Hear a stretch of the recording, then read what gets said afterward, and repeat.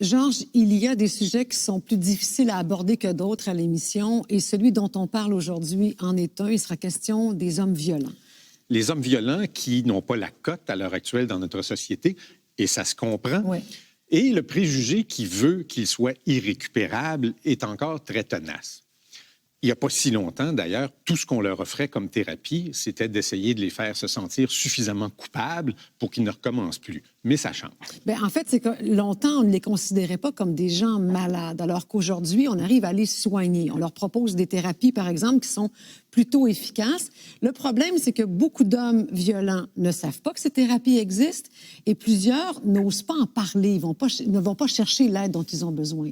C'est d'ailleurs pourquoi le témoignage d'Éric Fréchette, qui a généreusement accepté de parler de ce qu'il a vécu, moi, personnellement, m'a beaucoup touché. Et ça demande quand même une certaine dose de courage pour faire ça. Mais ce qu'il voulait, lui, c'est que d'autres hommes sachent qu'on peut les aider.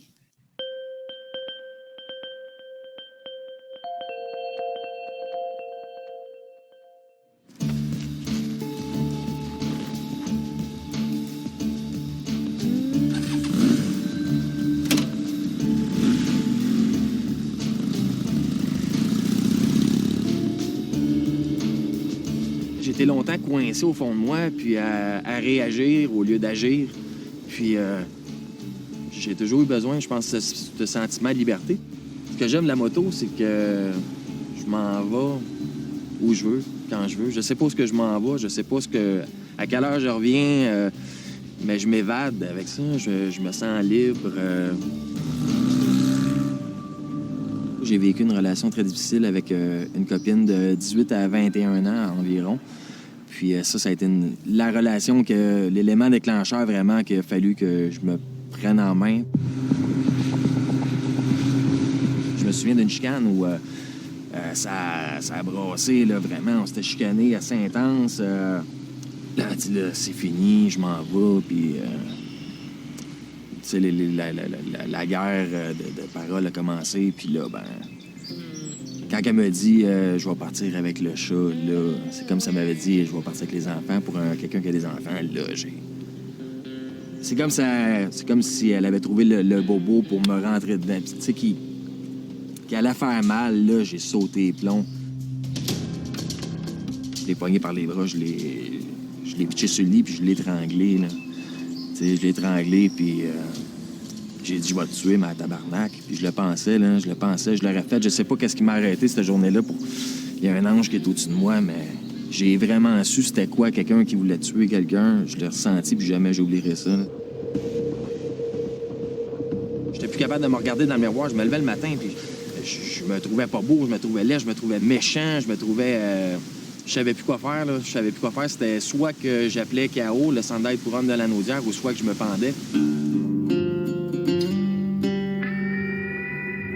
Ça a été au début verbal avec ma blonde.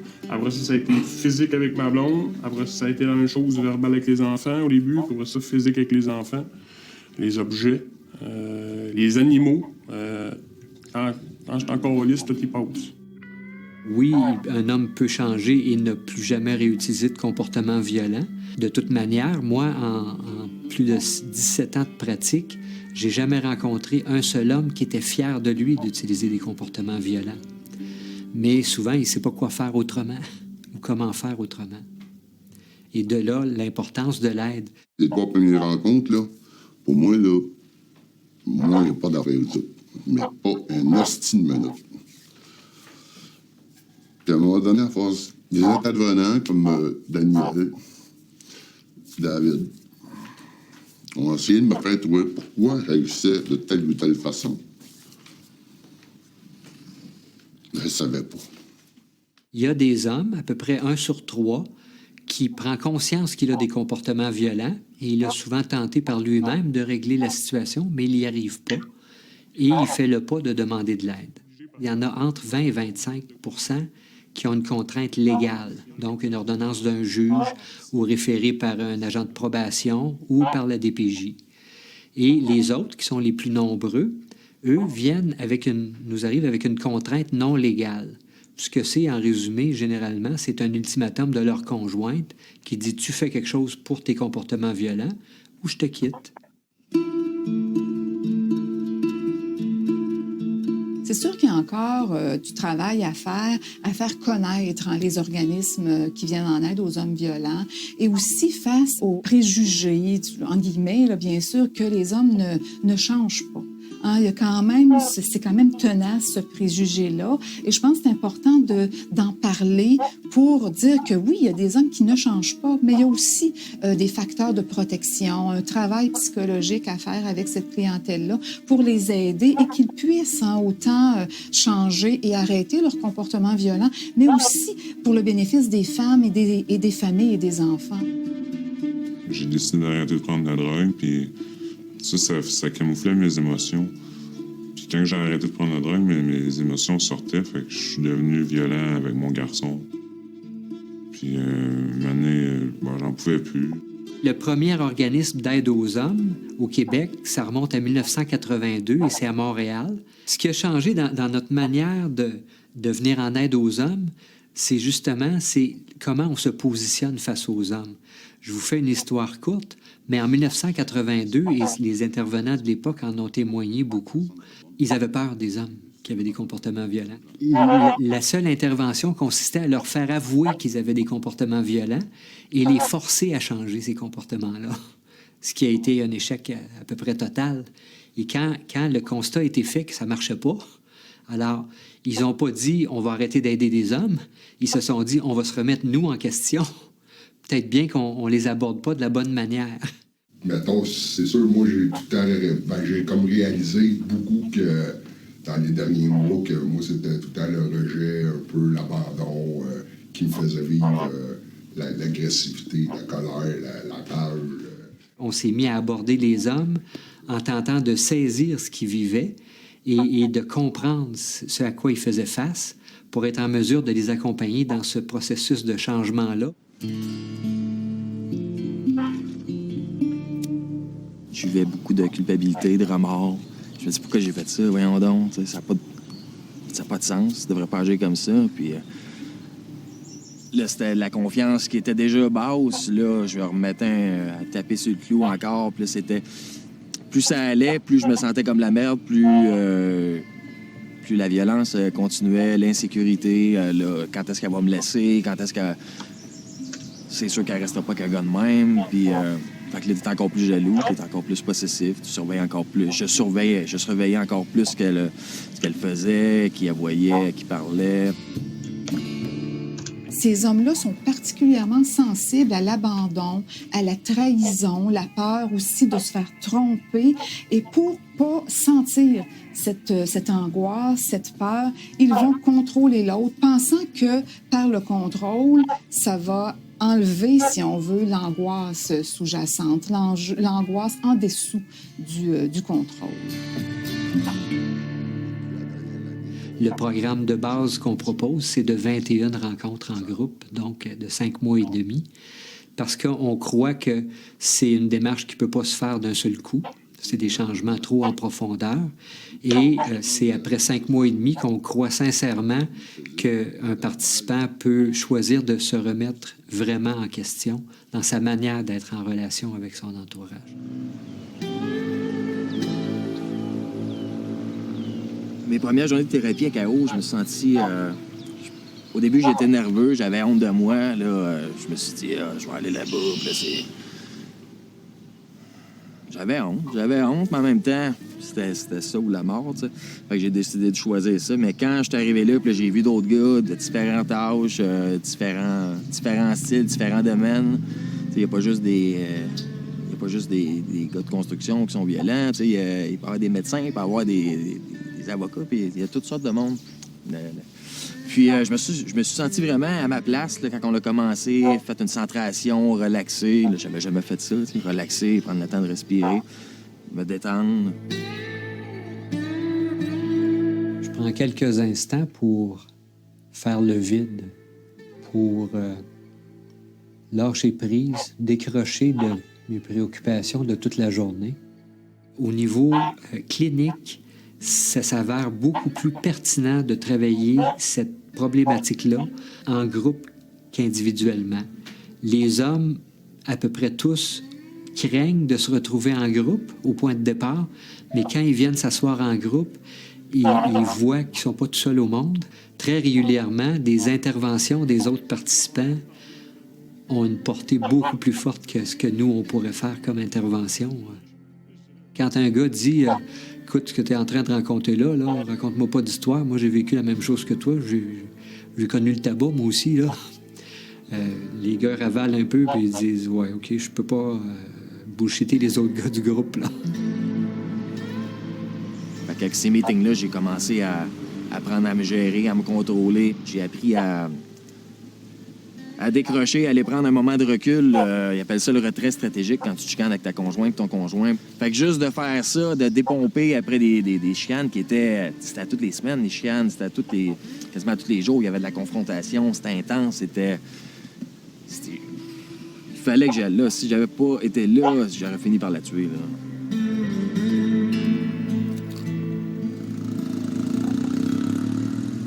Un homme, concrètement, qui entreprend sa démarche pour changer ses comportements violents à KO, peut pas espérer y arriver de manière miraculeuse d'un seul coup. Alors, nous, on a prévu un outil qui s'appelle le retrait stratégique et qui se décline en 4 étapes. La première étape, c'est je m'arrête et je me retire de la situation. Quand je sens que je vais éclater, je repère des signes précurseurs et je fais le choix de m'arrêter, me retirer. Une fois que je me suis retiré, là, je me donne des conditions pour décompresser. Moi, j'ai découvert que mes pulsations de cœur vont plus vite, puis mes mouvements sont plus secs. Fait que je me dis, regarde, ça c'est quelque chose qui te touche, là, rentre en dedans, décompresse.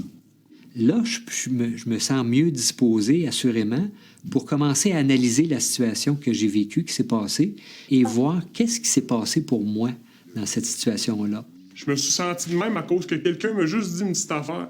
Puis pourtant, sur le coup, je pensais pas que ça avait de l'impact, mais je me suis acharné avec ça pendant toute l'avant-midi. Puis il y a des clients qui se sont fait brasser un peu le matin. C'était pas méchant, mais je bourrassais. Puis une fois que j'ai mis le doigt dessus, je me suis dit, regarde, c'est stupide. Et la 4e étape, mais après avoir vérifié, et ça fait partie de la 4e étape, après avoir vérifié avec la personne concernée, si elle est calmée et disposée à en reparler de la situation, je reviens en parler avec elle. Alors, déjà, il y a quelque chose d'important qui se produit, qui change là. C'est pas une honte de pleurer, je pense. Elle l'a appris ça. Chez Caro. Puis elle regrette la mal qu'elle avait faite alentour de moi.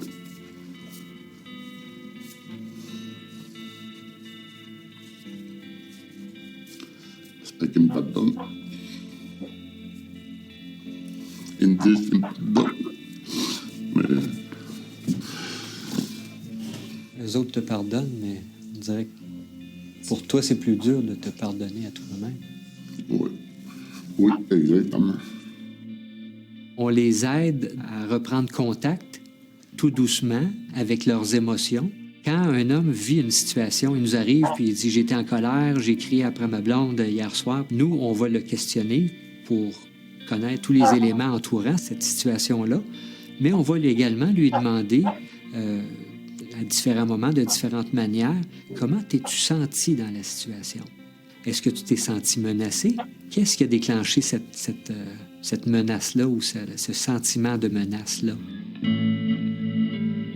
Les gens qui agissent, en fait, n'arrivent pas à bien identifier ce qui se passe en eux. C'est d'évacuer au dehors, de blâmer, de mettre ce qui se passe en dedans sur l'autre. C'est l'autre qui m'a provoqué, c'est l'autre qui... Donc, de pouvoir se recentrer sur soi et identifier et nommer, c'est très lié à arrêter les comportements, de prendre conscience qu'on est le propre agent de son comportement.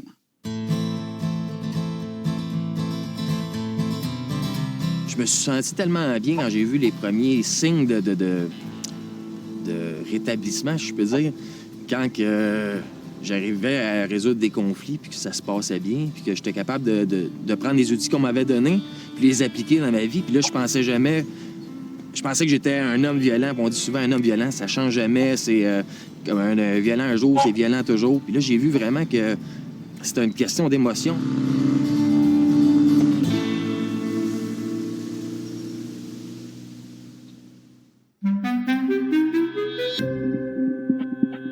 Je pense qu'il y aurait eu des raisons d'être violent, on s'est chicané, puis tu sais, au lieu de claquer une porte ou de me toucher, ben il s'en allait prendre de l'air, puis il revenait plus tard. Tu sais, quand je vois que ça commence à trop bouillir, là, OK, c'est beau, là, on va se calmer, on va s'en reparler plus tard, là.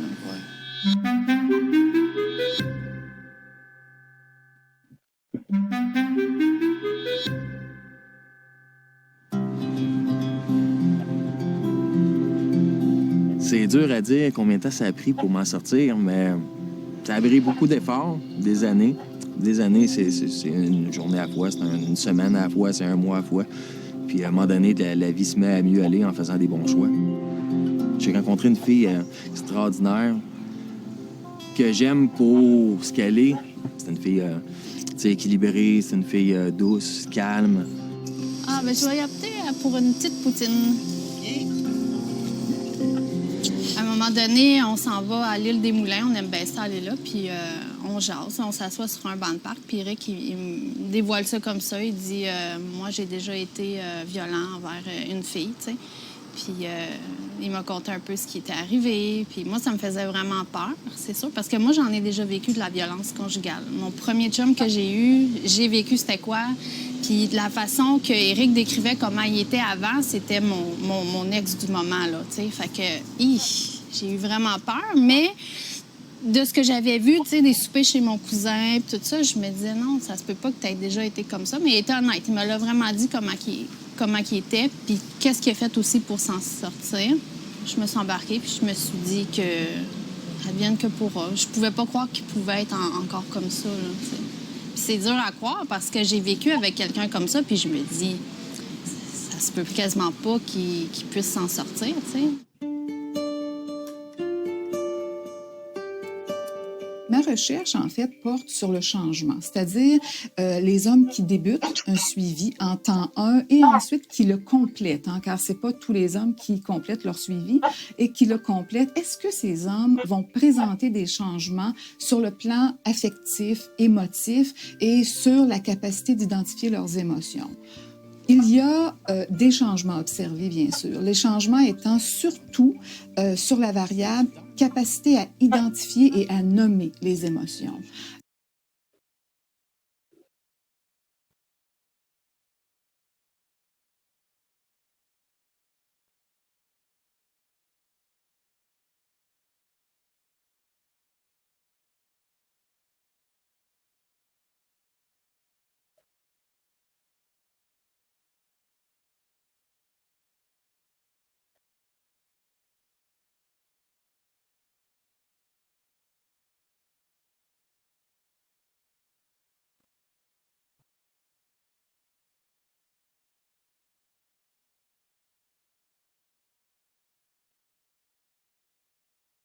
Les changements sur la question de l'impulsivité sont beaucoup moins probants. C'est-à-dire, il y a beaucoup moins d'hommes qui présentent de l'impulsivité et aussi c'est plus difficile à changer cet élément-là d'impulsivité, de contrôle des émotions.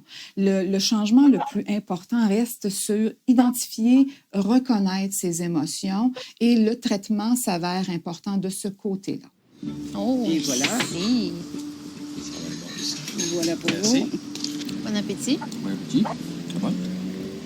Demain, on retourne à l'île d'Orléans, cet été. Compléter le programme de chaos, ce n'est pas une garantie de ne plus utiliser de comportements violents. Ça, c'est évident.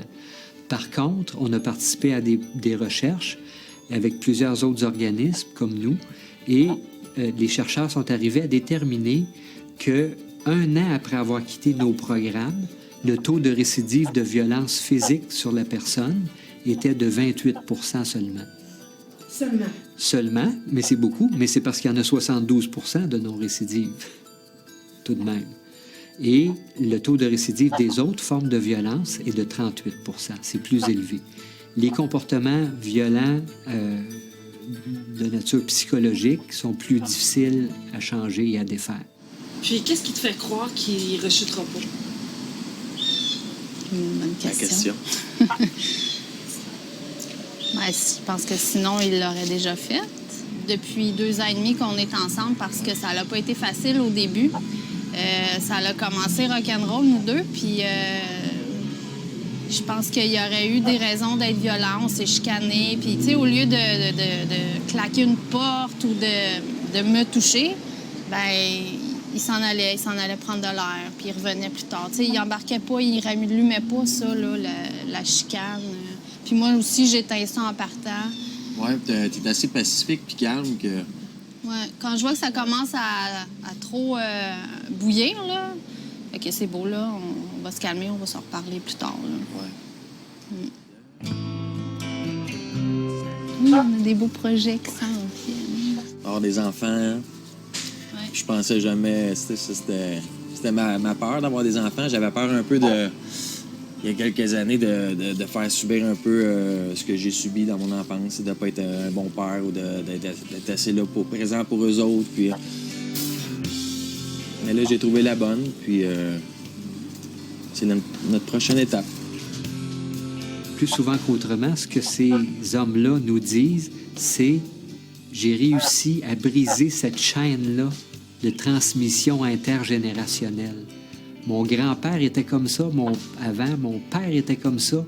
Moi, je veux pas être comme ça, mais je me retrouve à être pareil comme mon père et je réussis à changer ça. Ce que je peux vous dire, c'est qu'à KO, on a 6 groupes d'hommes qui se rencontrent à chaque semaine.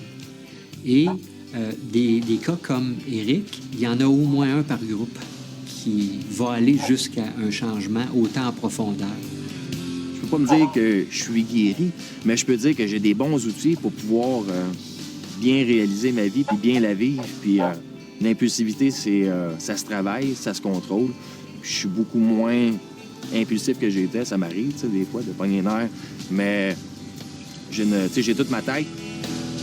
J'arrive à contrôler, me contrôler.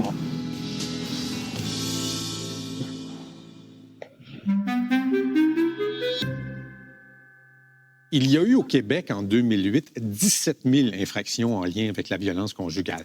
C'est donc un problème extrêmement prévalent. Et dans 8 cas sur 10, les victimes étaient des femmes. Et il y a beaucoup de préjugés, Georges, autour de la violence conjugale, dont celui persistant qui prétend que les hommes violents seraient issus de milieux défavorisés, alors que ce n'est pas le cas du tout, là. Pas du tout. Les données de Statistique Canada nous confirment que la scolarité n'est pas un facteur important. Autrement dit, d'avoir un diplôme universitaire ou d'être un décrocheur, ça ne change pas grand-chose. Pas plus, d'ailleurs, que le fait d'appartenir à une classe sociale ou à une autre. Oui. Par contre, l'existence d'antécédents de violence à l'intérieur de la famille joue un rôle majeur. C'est sûr, Georges, qu'on est tous bien conscients que ces thérapies-là ne sont pas magiques. Se sortir d'un cycle de violence, c'est un long cheminement. Mais c'est intéressant quand même d'apprendre qu'on a un taux de réussite de 72 %. Alors, force est d'admettre qu'on est quand même sur la bonne voie, là.